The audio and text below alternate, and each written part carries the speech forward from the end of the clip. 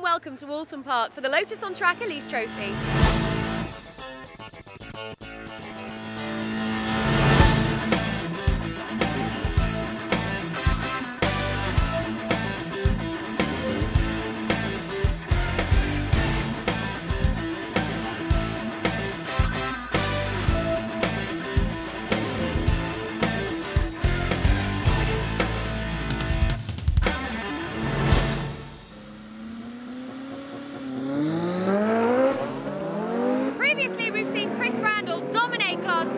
But in his absence this weekend is Andrew Walsh, who's taken that pole position, closely followed by the 211s of Gavin Kirby and Martin Donnelly. Here's Simon Hill with the grid for Race 1. Thanks, Gemma. And as ever at Oulton Park, the drivers loving the challenge. Andrew Walsh heads Chris Headland, Martin Donnelly and Gavin Kirby. Chris Pearson, Dave Porter, Andrew Kell, Ben Pitch, Steve Williams and Rob Bevis round out the top 10. Doug Setters, Paul Quinn, race winner at Brands already, David Harvey, James Knight, Andy Dolan, Rob Shipley, Ken Savage, Rush Treasure, Martin Roberts and Stuart Mason. Phil Chatterton, Paul Harding, Martin Bartlett, Gary Broad, Paul Patterson, Tess Howell, Martin Johnson, Tom Chataway, Stuart Malt and Adam Hamilton Fletcher. Then Hans Baumhart in the 14 car, Simon Deacon and the rest of the grid are ready for action at Oulton Park. Always narrow here at Oulton Park, 35 cars racing in 3 classes, and the action started already. We see Gavin Kirby swerving around. I think he's made contact with the 18 car of Steve Williams. Yes, it looks like some damage. I'm joined by a man who knows Oulton Park really well, local man Rob Bath. Action started, Rob, it happens. Yeah, high side. Gavin Kirby very, very lucky off the start there. He pinballed one way and pinballed back the other, and we see a car there with quite a lot of damage. There's tyre smoke coming up. I can't see a race number yet, but I'm sure that'll be in view shortly.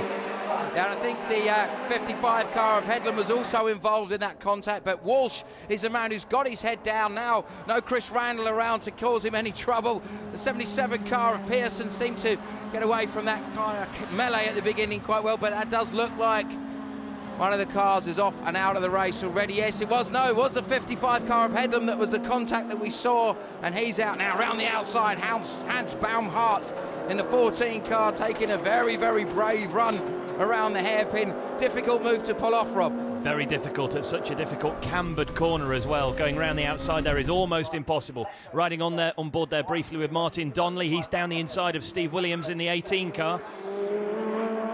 Yeah, Williams getting caught out by Donnelly. Sorry, comes back at him a little bit on the exit of the Knickerbrook chicane. Oh, and behind that, a big moment for Dave Porter in the Honda engine exchange as they come into one of the most fantastic parts of racetrack anywhere in the country, the Druid section here at Oulton Park. Yeah, very technical double apex right-hander. A lot quicker than you first expect when you go to Oulton Park. It looks like a medium speed corner riding on board with Hans Baumhart as we come into Druids now through the first of those apexes, picking up the second one, then over that real difficult hump on the exit. Yeah, I've seen many a driver come unstuck on the exit there, Rob, as they just drop a wheel off coming out there, but the battles that are raging still. Porter seems to have recovered from that big moment earlier on, doesn't seem to have affected him too much, and now we see the fantastic Lotus 211s of Kirby and Donnelly, the experienced former Grand Prix driver Donnelly, already starting to put pressure on Kirby. Doesn't look like he picked up any damage in that start line incident, Rob. I was just thinking that. Kirby's got quite a lot of bodywork damage, but the splitter appears to be okay, and the car not suffering any performance disadvantage. There's contact there. Yeah, Russ Treasure just getting a little bit edged out by Tess Howell there. Not very ladylike, but I didn't expect anything less. All racing hard. Donnelly down the inside. This looks like a hard pass. Donnelly down the inside of the hairpin. There was a little bit of contact there and a bit of a oops, sorry there from Martin. And we see Gavin Kirby waving back to him. So the two drivers apologising and working together there. Well, I can't imagine that Martin Donnelly would have been quite so polite back in his days when he was in F1 and F3000 and Formula 3, but it's great racing here. The Lotus Championship has always provided action, but also provides a great sense of fun, and these drivers really enjoy the race weekends, whichever class they're fighting in. One of the other 211s coming through, the 43 of Martin Johnson. He's now under a little bit more pressure from Rush Treasure, and it's great to see them racing on the full circuit here at Oulton Park, Rob. Yes, Oulton Park is available in 3 derivatives. The Fosters is the shorter, the Island Loop is the middle one, and this is the full Grand Prix international format. And those 211Rs, they're so distinctive, aren't they? Your eyes are automatically drawn to them. Well, it just sort of encapsulates what Lotus stands for, in that always innovating, always coming up with a car which is about performance, about excitement. You can see the cars moving around underneath him. You know this circuit well, as we said, Rob. What's the trick to a good lap round here in one of these cars?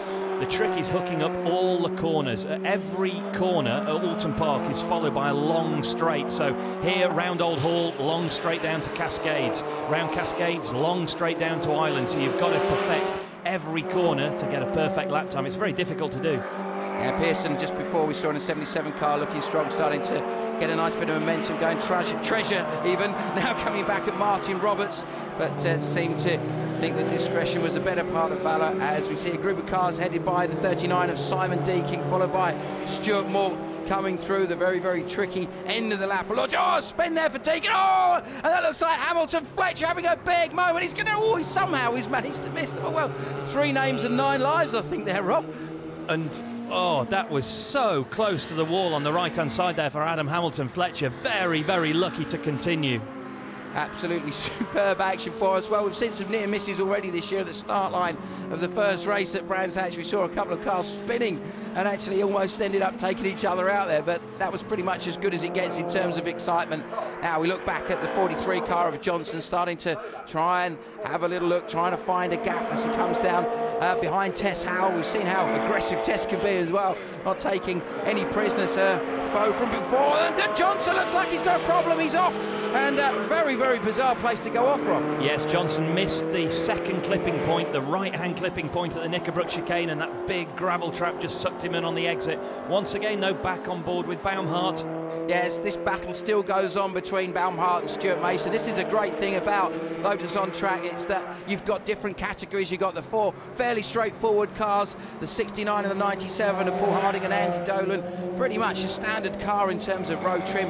Then you've got the more advanced cars, those fantastic 211s, 3 categories, and always providing racing in each category throughout the grid. And as we said before, 35 cars. It's just testament of how popular this championship has become already. And already we're seeing more and more drivers getting quicker and quicker as we see a problem there. And who's that there? Is that Harding that I think we had the problem with, Rob? Yes, I think it is, but as you were saying, cost-effective racing, and this man, well, he's leading the class of the field at the moment. Andrew Walsh right at the front and pulling away. He's just set the fastest lap of a 1:51.198. Yeah, just driving away, and he just looks in an absolute rhythm, almost cruising through the field. Very unusual line from Donnelly there, coming out towards the pit wall.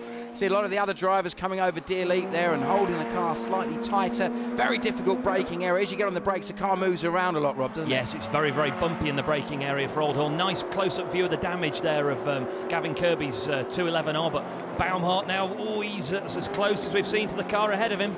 Yeah, it did look like Mason was just holding the car in tight. We see now the leader coming through and making very, very easy work of that. That makes the additional problem. Now, you've raced in sports cars where you've got different classes, Robin.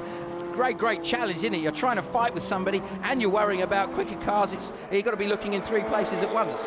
Yes, quite often dealing with traffic is more difficult than actually dealing with the circuit and concentrating on racing guys around you. Of course, a race is lost so easily if you have contact with a car you're lapping, so you do have to give it 110%. Well, just in the background there, we saw a brief shot of the red and white car, the 13 of Dave Porter, just trying to tag on the back of this battle, the Baumhart and Mason battle, which has just been going on and on and on. And that's what, again, makes it so important. There's Dave Porter, the 63 car coming through there. And just behind, he's putting more and more pressure on Steve Williams. And that battle seems to be running and running. Running and running, and they couldn't be closer together as they go up into Druids. On board with Donnelly, he's 2 corners ahead, coming down into Lodge, and contact with a back marker. Yeah, Ken Savage clearly didn't see the quicker car approaching there, and it looks like he's just managed to avoid rolling the car backwards into the barrier. I don't think he got too much damage, but that looks like the 77 car's travelling pretty slowly. Chris Pearson seems to have a problem, Rob. Pearson's got a problem. Martin Donnelly, no problem, no damage from that previous little incident. He looks to be moving up a position, up into second. Yeah, it just didn't seem to affect him at all, did it? As we see the car sweeping towards the latter part of the race, it's starting to get a fairly established pattern, but it looks like this man, Andrew Walsh, has done everything that's been asked of him from the beginning. Just drove away consistently quick, as you said, Rob, fastest lap, and it looks like it's going to be a dominant victory for Andrew Walsh as he sweeps across the line to take victory at Oulton Park, a well-earned victory, and he's going to take that one away. Always means a lot to win at the classic circuits like Oulton Park. So Walsh wins by 20 seconds from Martin Donnelly and Gavin Kirby. Kell, Porter, Williams, Ben Pitch, Rob Bevis, Doug Setters and Paul Quinn coming home in 10th place. So Paul Quinn winning Class A from James Knight and Andy Dolan. Gavin Kirby, Dave Porter and Steve Williams in Class B. And Andrew Walsh, Martin Donnelly and Andrew Kell in Class C.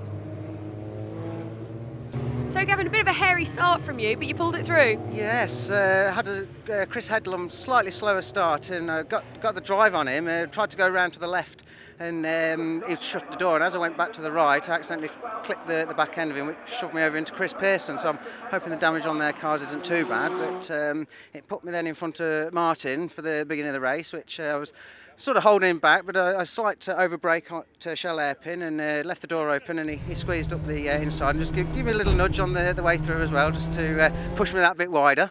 But no, just held on then for the rest of the race. Martin, an excellent race. You managed to get past Gavin towards the end of it. How did you enjoy it?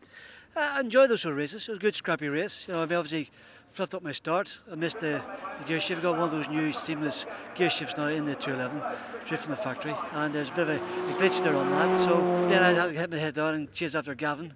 And you know, he's a hard head to get to. Gavin just is getting more and more of a good opponent. The idea was to slow down again if I got a gap, but kept seeing Chris Pearson in the back. Saw the back markers coming. I thought I might get caught up. So the plan went out the window. Just enjoyed myself. And your hopes for the handicap race later? No hopes. They're bound to give me like 3 laps disadvantage or something. So I'll be playing around, but won't be anywhere near a podium. Certainly a dominance shown by Andrew Walsh in that race, but he's not so confident for the handicap. Find out what happens after the break.